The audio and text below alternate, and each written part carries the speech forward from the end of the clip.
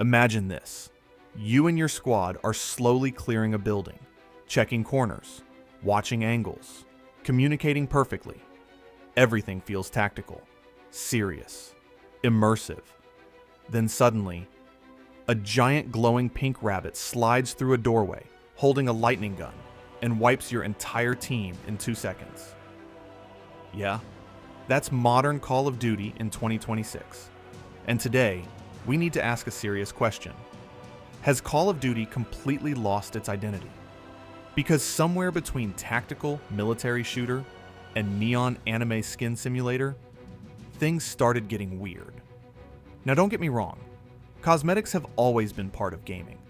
But lately, it feels like Call of Duty is having an identity crisis. One second the game wants to be a gritty military experience. The next second you're getting executed by a glowing cyber ninja, while Snoop Dogg and a skeleton clown fight beside you. So today, we're breaking down how Call of Duty changed over the years, why modern skins feel so disconnected, why immersion matters more than people think, and whether Call of Duty has finally crossed the point of no return. If you played older Call of Duty games, you probably remember how grounded everything felt. Games like Modern Warfare, World at War, Black Ops, all had a very specific atmosphere. The weapons looked believable, operators felt realistic, maps felt like real military conflict zones. Even when the gameplay was chaotic, the world itself still felt somewhat immersive. The aesthetic matched the tone. That's important, because immersion is what made those games feel intense. When you loaded into a match, it felt like a tactical battlefield. You weren't supposed to feel goofy or disconnected from the environment. The game took itself seriously. And because the game took itself seriously, players did too. But over time, things started changing. At first it was small, a few colorful camos, some funny cosmetics, maybe a celebrity operator here and there. Nothing too crazy. But once microtransactions became massively profitable, everything escalated. Now, every season tries to outdo the last one. Brighter skins, more effects, wild animations, glowing operators, ridiculous tracers, cartoon bundles, anime crossovers, celebrity collaborations. And honestly, the visual identity of the game started breaking apart.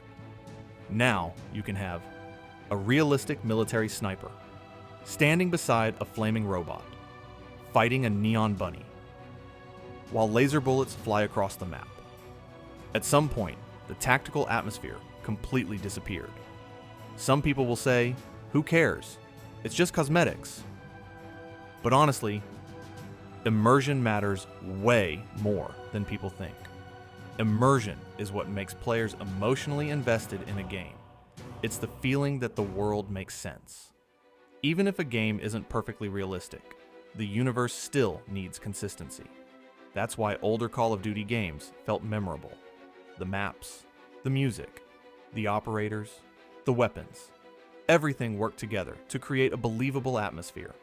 But modern Call of Duty sometimes feels like multiple completely different games smashed together.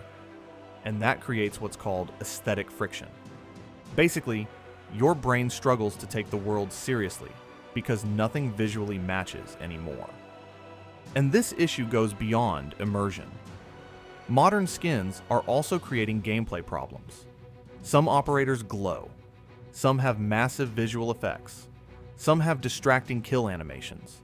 Some weapons shoot neon tracers across the entire map.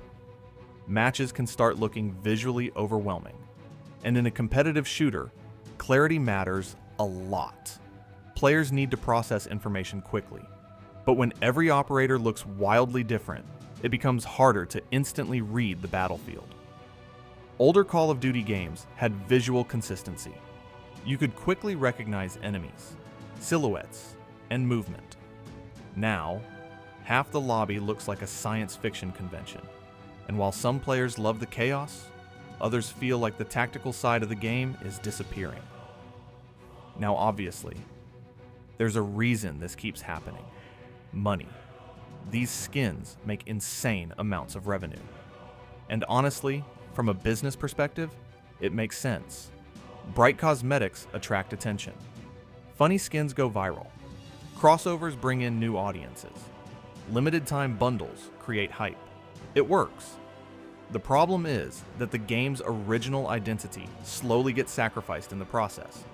Because eventually, developers start designing cosmetics for engagement first, and immersion second.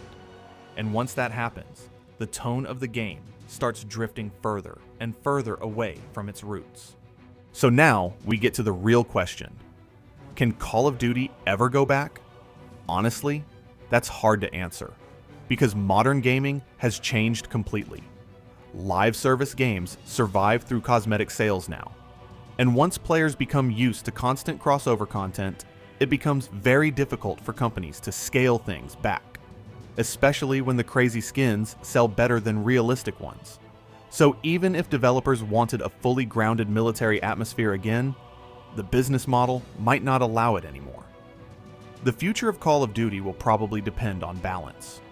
Not removing cosmetics completely, but finding a way to preserve immersion while still keeping customization fun. Because right now, the game sometimes feels caught between two identities: a tactical military shooter and a chaotic arcade crossover simulator. And the longer that gap grows, the more players start feeling disconnected from the original experience that made Call of Duty special in the first place. So what do you think? Have modern skins completely ruined Call of Duty immersion? Or do the crazy cosmetics make the game more fun? Has Call of Duty evolved or lost its identity completely? Drop your opinion in the comments. And if you enjoyed this breakdown, subscribe to MMJ Frag Theory for more gaming discussions, FPS analysis, meta predictions, and Call of Duty content. Because honestly, this conversation is only getting bigger from here.